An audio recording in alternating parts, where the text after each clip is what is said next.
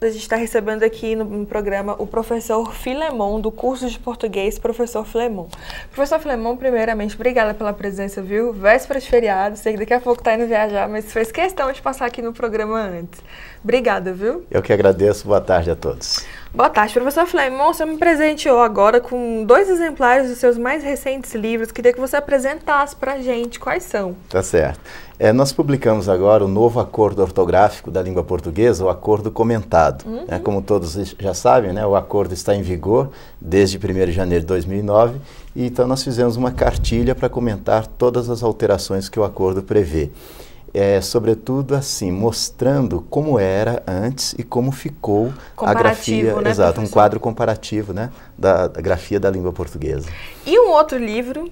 O outro livro é um livro de contos que eu acabei de editar, chama-se Meias Verdades. É um livro que contém 50 mini-contos para comemorar os meus 50 anos de vida. Então, agora, dia 23 de março, eu completei 50 anos de vida e editei este livro chamado Meias Verdades, que visa exatamente a comemorar esses 50 anos de vida.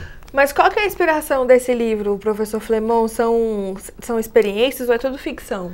Exatamente, por isso se chama Meias Verdades, porque são histórias reais, né, baseadas em fatos reais, mas sempre modificadas, né, trocando os personagens, às vezes omitindo o nome de personagens, né, mudando um pouquinho a história, né, mas são contos pequenos, contos curtos, mas que trazem um pouco da realidade da vida de cada um. Não modifica o enredo, mas a gente coloca um pouco de ilusão, Exato, né? É de ficção, né? De ficção, claro. Exato. Professor Filemon, hoje a gente vê um quadro onde o português está sendo muito, assim, muito sobressaltado, muito falado hoje, tanto pela televisão, como a gente tem quadros de grande sucesso na televisão, que é, por exemplo, o Soletrando, do Luciano Huck, tem a Dades Quarizzi, que dá dicas de português no programa, tem o professor Pasquale, que tem um jornal, enfim, a gente tem Sérgio Nogueira, o Sérgio Nogueira, a gente tem uma visão, uma abrangência da língua portuguesa hoje muito interessante. A que se trata isso, professor Filemon? A necessidade da pessoa se educar ou a necessidade de se desmistificar de uma vez por todas a língua portuguesa? Eu acho que as duas coisas, viu, Uma mão Vanessa? dupla? Porque o que ocorre é o seguinte, as pessoas estão se conscientizando da necessidade de conhecer as regras da sua língua, né? Os recursos expressivos da língua portuguesa, então isso é muito importante. E agora, com a entrada em vigor do novo acordo ortográfico, a finalidade principal desse acordo foi exatamente unificar a grafia da língua portuguesa nos 8 países lusófonos. Então, com isso, a pessoa sente necessidade de, a partir do momento que domina a língua portuguesa, tem condições de ir para outros países, né? Por exemplo, a pessoa sai daqui para fazer um doutorado em Portugal. Isso. Então, conhecendo as normas, já não haverá mais necessidade de passar uma tese de doutorado por uma espécie de tradução que antigamente havia, né? Havia essa então, necessidade. Exato. E, além de tudo, também os concursos públicos, porque Brasília é uma cidade em que as pessoas têm muito acesso às provas de concursos públicos, no Brasil todo, né? Sobretudo em Brasília. Então, a pessoa vê que a língua portuguesa consegue fazer com que a pessoa passe num concurso público e tenha um desempenho muito bom nas outras matérias também. Porque a partir do momento que você domina os recursos estilísticos, os recursos expressivos da sua língua, você tem condições de interpretar melhor uma questão de direito constitucional, você tem condições de ter um raciocínio lógico diferente, então tudo isso contribui, né? Ainda mais hoje em dia, que as provas de concurso público são bem explicativas, então você encontra um texto gigantesco, né, e a resolução no final do texto que você tem que tirar da própria leitura, da sua própria interpretação, né? Exato, isso é chamado de gramática aplicada a texto, né? Hoje em dia as provas são bem contextualizadas. Antigamente nós tínhamos uma prova de concurso público, por exemplo, com uma questão de regência, puramente de regência, outra questão puramente de concordância, questões puramente gramaticais. Hoje em dia não, você encontra a gramática, mas sempre voltada para o texto. É a colocação dos aspectos gramaticais na contextualização, né, nos textos. Então isso por um lado, gera uma certa dificuldade para os alunos, né? Mas a partir do momento que a pessoa se imbui dessa necessidade de conhecer mais a gramática aplicada a texto, ela tem mais facilidade. Muito bem, professor Filemon, vamos falar um pouco da estrutura do curso, que é de propriedade do senhor, e é onde o senhor também é importante ressaltar que o senhor ainda ministra aulas, isso é muito interessante falar. Não apenas ministro, como eu acho que eu sou o principal professor. Professor, isso é interessante, porque às vezes a pessoa acha que, não, mas ele não vai, não, ele continua dando aula, tranquilamente, ele ainda continua. Por necessidade, né? Não claro, é? E também por prazer, né? Nós temos um curso de língua portuguesa que envolve a parte de gramática, interpretação de textos e redação. O nosso curso é voltado para vestibulandos, concursandos e reciclandos.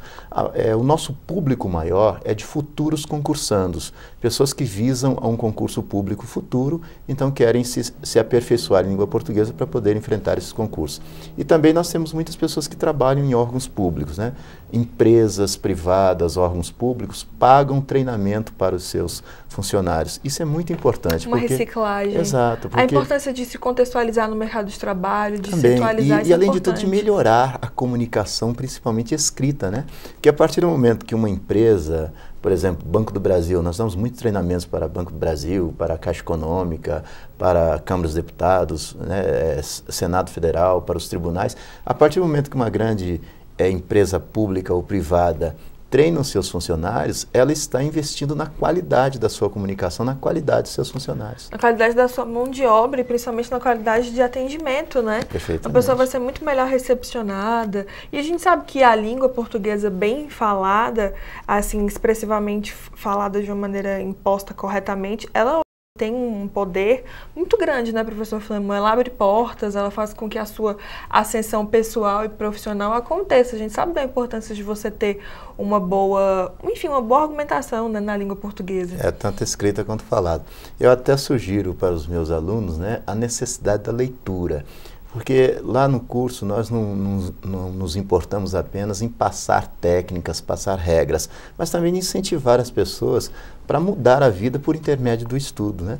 Eu, por exemplo, sou prova disso, porque eu, aos 19 anos de idade, tinha apenas a 5ª série primária. Então eu tive necessidade de estudar, de batalhar, porque eu só via uma forma de mudar a minha vida, por intermédio do estudo. É verdade. E a leitura. Eu até sempre chamo a atenção das pessoas para a necessidade de ler, de você criar uma biblioteca, de você ter instrumentos de trabalho. Porque às vezes você, por exemplo, é um bom advogado, mas se você não tiver as suas leis, os seus regulamentos, você não consegue fazer um bom trabalho, né? É verdade. A mesma coisa, quando você está trabalhando, redigindo, procure ter um bom dicionário do seu lado, uma gramática, um dicionário de palavras, um dicionário de sinônimos e antônimos, um dicionário de pronúncia correta. Então, tudo isso faz a diferença. Mas, acima de tudo, não é ter o livro, é ter uma relação diferente com o livro, é ter uma relação de amor com o livro, é de ler, de estudar e de passar para as pessoas que estão à sua volta. Então, nós somos responsáveis por isso também. Se você me permite, eu vou lembrar um trecho de Napoleão Mendes de Almeida. Napoleão Mendes de Almeida foi um dos maiores filólogos que o Brasil conheceu. É verdade. Aí, Napoleão estava dizendo uma vez, escrevendo, né, um texto, dizendo assim, que um antigo empregado seu foi procurar trabalho com ele de novo. Aí ele disse assim, olha, infelizmente eu não posso empregá-lo porque eu não tenho vaga aqui.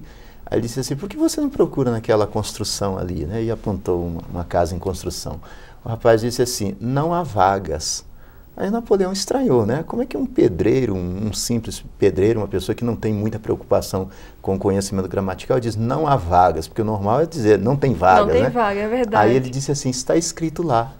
Então aí Napoleão diz assim, olha, nós temos que nos preocupar com a comunicação com as pessoas que estão à nossa volta. Vamos escrever certo, porque a partir do momento que nós escrevemos certo, nós pregamos as coisas certas para as pessoas, nós damos exemplos. Então nós somos responsáveis pelas pessoas que trabalham conosco, pelos nossos filhos, pelas pessoas que estão à nossa volta, né? De dar bons exemplos, de ensinar, de fazer com que a pessoa cresça por intermédio do estudo. Como diria Saint-Exupéry, você é responsável por aquilo que você cativa, né, professor Filemon?